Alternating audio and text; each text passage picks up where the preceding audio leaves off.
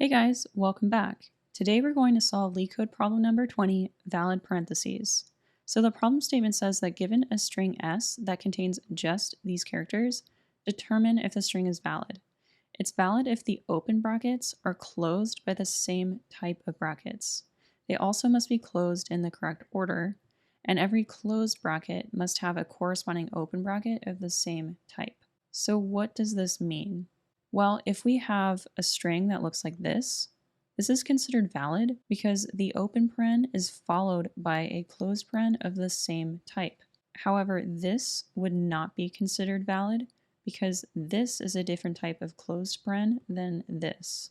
They also must be in the correct order, meaning that you can't have a string that looks like this. The open paren must always appear before the closing paren.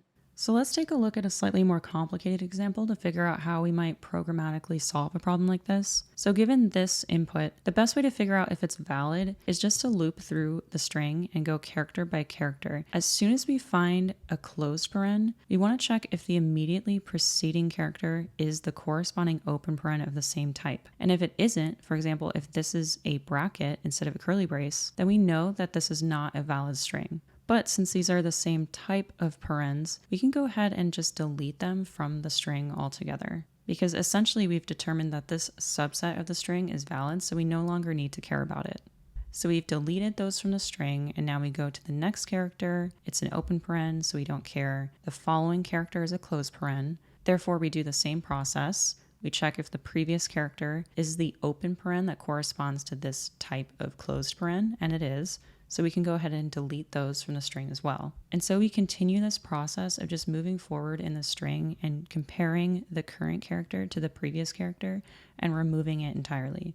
If we get to the end of the string and there are 0 characters left because we've matched all of the parens up, then we know it's a valid string. So the best kind of data structure to use for a problem like this is actually going to be a stack. And the reason for that is as you're looping through the string, you only ever care about the immediately preceding value in the string, aka the top of the stack. And if you're not familiar with stacks, go check out my video in the description box below.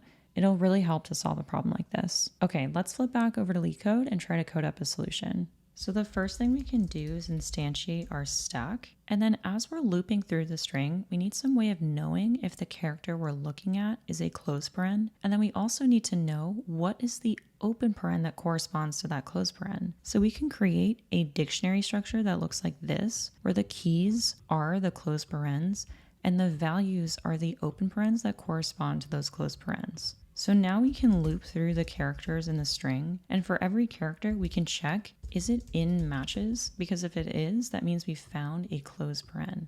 And so if we found a closed paren, we want to look at the last value in the stack and check, is it equal to matches at C? If it is equal, that means we found a valid subset of the string. So actually we want to check, is it not equal? Because then we can immediately return false. It is not a valid string at this point. We also want to check, is anything actually in the stack? If we try to call stack.pop on an empty stack, this will return an error. We also know if it is an empty stack at this point and we found a closed paren, this is not a valid string. So we can just check if not length of stack. Otherwise, we're looking at an open paren and we can go ahead and just append that to the stack. At the end of this method, we can go ahead and check, is the length of the stack equal to 0? Because if it is, this is a valid stack. So let's go ahead and submit this and see how we did. And it looks like our solution worked. So if you found this video helpful, feel free to give it a thumbs up and subscribe so you don't miss the next update. And I'll see you guys next time. Thanks so much for watching.